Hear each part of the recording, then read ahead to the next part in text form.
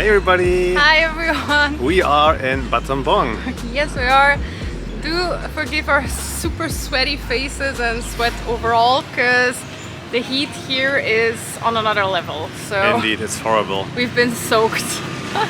So we decided to do a 2-day trip actually from Siem Reap, and 2 days ago it was that we came here by bus, which took 3 hours. Doesn't really take that long. It's super comfortable actually. It was a really comfy bus. Yeah. And we wanted to have like one full day of exploring Battambang as well as the surrounding areas, because we heard so many good things about it, and there's quite some things to do around the city, and a little bit experience that rural life of Cambodia. So yeah, we stayed for a little bit, and today we're gonna leave again. Yeah, but we still wanted to take you over the things we did here. So indeed, when we arrived, it was already late in the afternoon, and we actually got picked up. There are always people waiting at the bus station to pick up tourists, and we started talking to somebody that was gonna bring us to the hotel, and he also offered like day tours. Basically we took a Tuk Tuk, and he said he's gonna do day trips because everybody does it anyway. Any place you go, Tuk Tuk drivers usually do day trips to all the places around here. And he seemed friendly. We checked him out online, and then we decided to book with him for $30 it was a day. Yeah, for a full day tour. So he picked us up yesterday morning at 9 o'clock, and it was until 6:37. So good full day of driving us around the countryside of Battambang and everything that's to see there.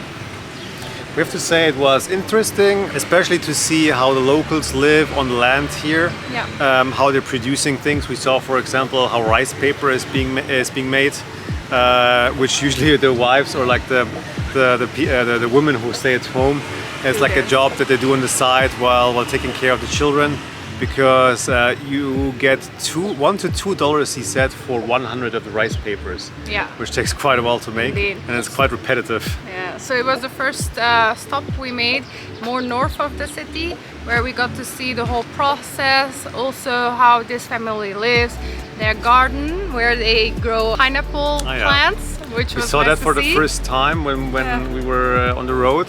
We knew kind of like that they're of course on the ground, but we've never seen it in person. That was the thing. So that was interesting. And of course we got to taste the rice papers in a version we all know, in fried spring rolls. So we got to eat a little bit of those before heading to our next stop. Our next stop was the killing fields, which was also north of the city, next to a temple, because it usually was the case that the Khmer Rouge were taking over these temples as torture sites and murder sites, and that's why usually next to them you find killing fields where people have been murdered during the regime, and that was one of those stops which we already knew from Phnom Penh, because we went to the museum, so we knew it was like around 300, 400 of these scattered around. We didn't go to the one in Phnom Penh, to the killing field, only the museum. Yeah. But here we went there, and once again it was quite an experience to see all these skeletons and skulls. So it was a memorial set up in collaboration with partners. It was mentioned on it from the United States, from France. So a little memorial set up where indeed in the middle, behind glass, skeletons are put on a pile. And around you actually have the sculpture engravings made that depict what happened back in the day. So it tells a story of things that were going on in Battambang, how people were tortured. So actually these depictions are quite intense, quite moving the way they tell things. Of course, we knew about that already, since we were very interested in history, and also, we went to the museum. We got as much information about it as we could, and it's still like it doesn't make it easier going there just knowing that it happened. It's just already good that you know like a little bit about it, I guess, because there's not, other than those depictions, there's not much information. Our guide was telling a few things about it, like our Tuk Tuk driver, who was also our guide, was telling us a few things about it, and after that we drove by the temple as well. Yeah, and another small stop of like local handicraft, or how do you call that, was how they show how they do multi-use of bamboo. And in this case it was, for example, how they do the rice in bamboo and then barbecue kind of. We've seen that all over Asia already. We like it as well. We had it the first time in China. It's very delicious. Yeah. And after that also multiple times in bamboo, once also in sugarcane. So that's something we really enjoy eating like as a snack. It's a super delicious snack. So that was along the road. A little bit more driving towards the countryside. And then it was a stop at one of the most famous attractions you can find here in Battambang, where everybody comes for. It's the bamboo train. Yeah, indeed.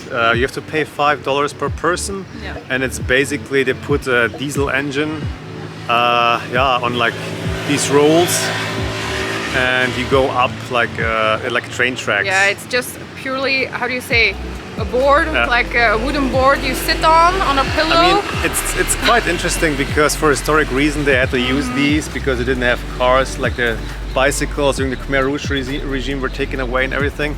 So they had to find a way to transport like big piles of goods. Yeah, and that's how they did that then at that time. Between villages and the city. So we have to say it was interesting, but it's a little bit repetitive because you're basically just going up, one straight line, like one straight line. And it is really hot, so there's no shadow whatsoever. You're sitting there like out, like grilling on a plate. The worst timing of the day at noon. Yeah, but there's no good timing. Like you get out at 9, it's already hot, and the sun is up there. So yeah, it was an experience, but in my honest opinion, it's not really necessary or worth it. Maybe when the scenery is more lush, so like in November, December, because we really saw like all dried up fields. Yeah, there was not much to see. So first 5 minutes is fun and funny to see it, but it was almost an hour. Let's say like 20 minutes you make a stop, and then 20 minutes back. So the only thing is funny to see how you have people that come from the other side, right? So one of the two needs to get off the road, so they take the whole thing apart and then put it back together on the other side. So yeah, that was interesting. So after that our tour proceeded towards the south of the city. We passed by a fishing village which is currently dried up though because of the season. There was nothing to see. There was nothing to see. And just passing by a bridge which they all refer to here as the Golden Gate Bridge. Which is a little bit of an exaggeration, but it was to be expected. But and from there it was we went to Banan Temple, which is in the south. It was super hot at that moment, and the temple is on a freaking hill, for which you have to do, I don't know, 400 steps, which is usually okay. I mean, the climb is not really that steep, and it doesn't take that long. The problem is just the heat that you have to deal with, because it was already 37, almost 38 degrees with very humid air, and every step you take you start sweating more and more, so it was actually very exhausting in the end. Was it worth it?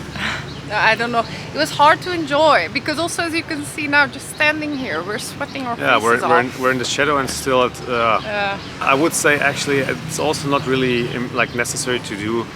If you've been to Angkor Wat, if you've been to all the other temples around it, we spent 4 days in total in the complex. You see a lot of different kinds of temples. You see destroyed ones, you see ruins, you see restored ones. Like it's all.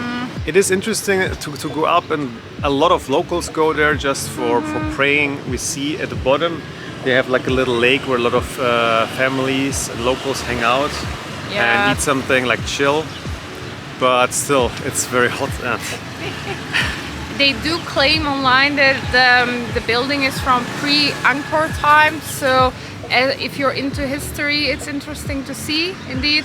But I think most people, like Moritz just said, go there to enjoy the scenery around the lake and those little bamboo huts, some family time. You will not have a view because there's trees all around, so you don't have like actually a clear view of the surroundings, which is a bit disappointing at the top there.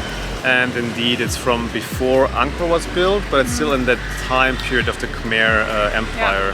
So, a little bit of history, I guess.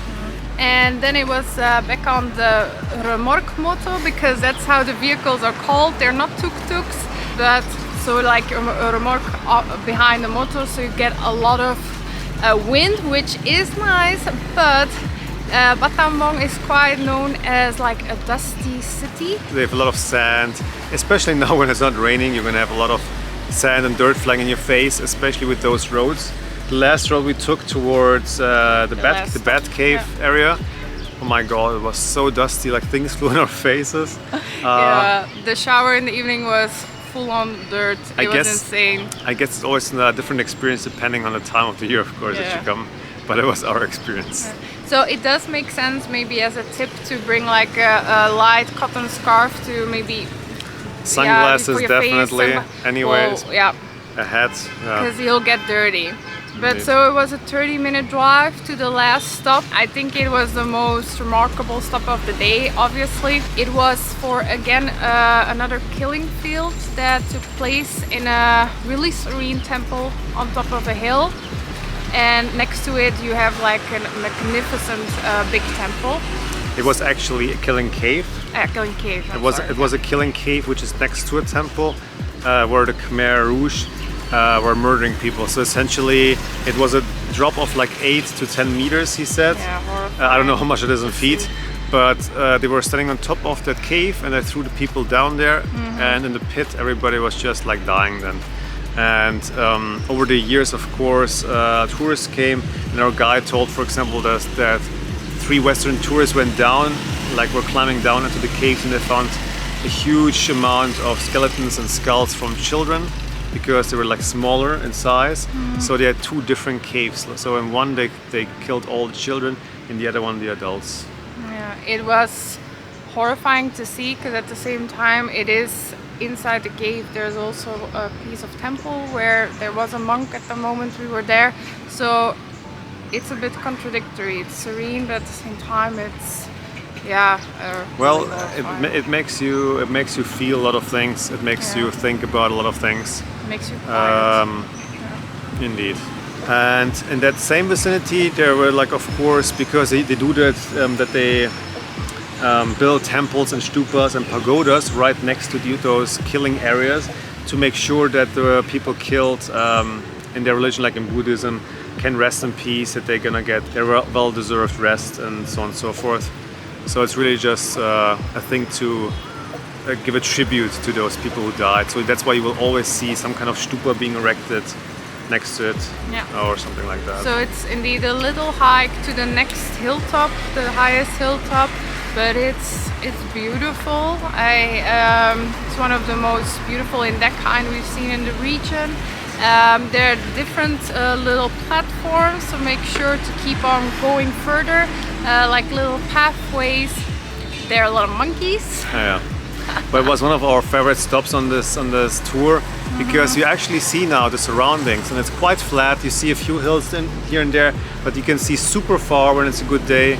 You see the villages surrounding, you see the fields where they're working on.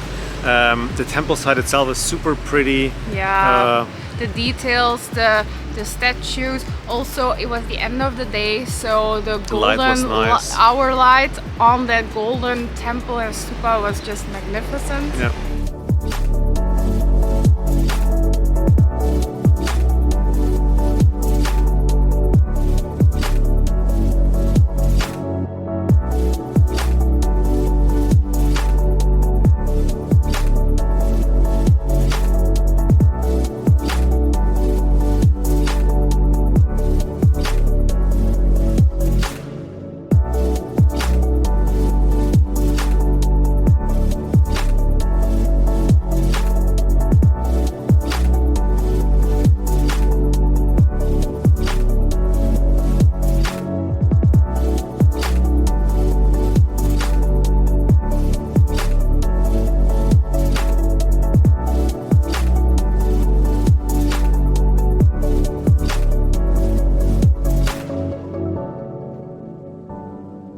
And if you go around, you can then go back down through the steps, which there are, because those lead right away to the Bat Cave, which is the highlight of the day.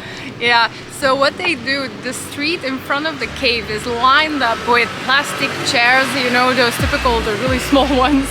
And with little tables, there are a few stalls selling drinks. Yeah, it looked like an event is going to take place, like a show or something. So by the time we got back, already other tourists were sitting there, getting a good seat for the spectacle.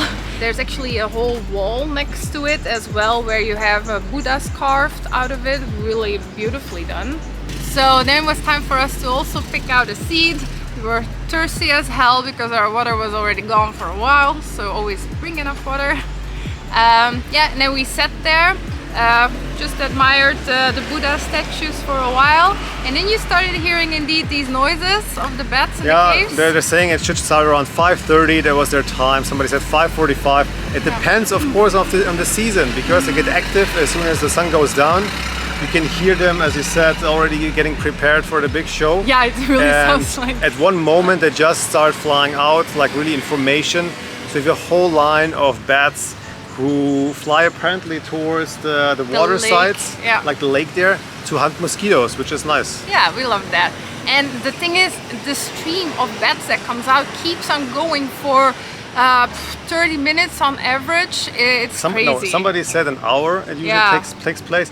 We've been sitting there for half an hour and it didn't stop in that time. No, indeed, frame, so must be. But towards the end when we were leaving, the stream was getting a little bit less, so they were the last ones, I guess. But it's quite a sight to see, Indeed, especially because while they're flying, you can see how they're adjusting always their, let's say, like their flight path. So it always looks like a spiral, like it always looks something which is not real in a way, even on video.